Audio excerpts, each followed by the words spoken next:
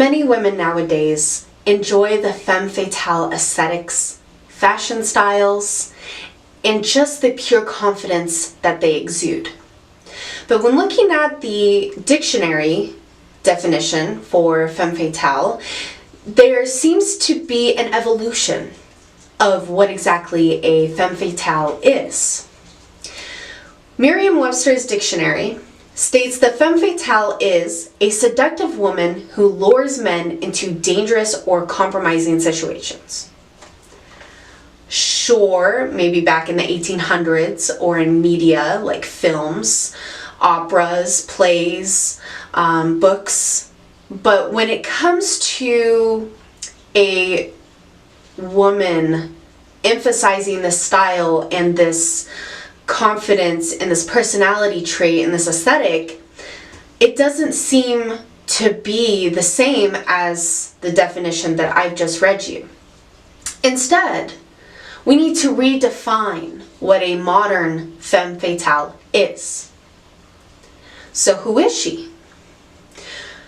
Most femme fatales have a very strong sexual allure.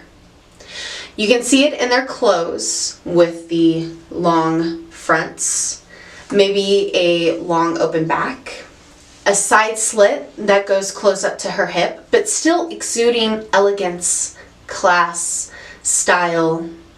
But of course, you also have the makeup styles with the siren eyes, where they just pierce your souls like daggers. They just look straight into you and you can't seem to have but buckle knees. She has etiquette, exquisite vocabulary, a soft tone to her voice, but most of all, it comes in the energy and the vibes that she gives off. When she walks into a room, you're going to notice her. When you look at her and see her fashion and the way that she presents herself, the questions you're going to ask is, who is she? I need to know who this person is. That could represent being led into dangerous situations. And I'm not saying that all femme fatales are innocent, because certain behaviors, especially when it comes towards men, does dictate a very certain back and forth. But you're curious about her. She holds a confidence that is beyond anybody else in the room. It's almost as if, too, that before you see her, you can feel that energy, that vibe walk in. She's going to look different from everybody else. She's going to smile different than from other people. She's going to hold herself and her standards and her boundaries to be different than from everybody else. That can be dangerous in terms of conformity. She's holding herself apart from society, from a community, from a group of friends. She's not conforming to the standards that seems to be acceptable among everybody else. But she also exudes mystery, intrigue, and desire. She's not going to let you know who she is or what she's about. She's going to ask you more questions about yourself than she is going to be speaking on herself. And then that leads into intrigue. Not just from speaking about her, but the way that she presents herself. You're going to be intrigued with her. Like I said, you're going to ask these questions of, who is she? I need to know her. What is she about? How did she become this? You are fascinated with who she is and how she is. And sometimes, for certain women, it also moves into desire. Also for men, it moves into desire, but for two very distinct, different reasons.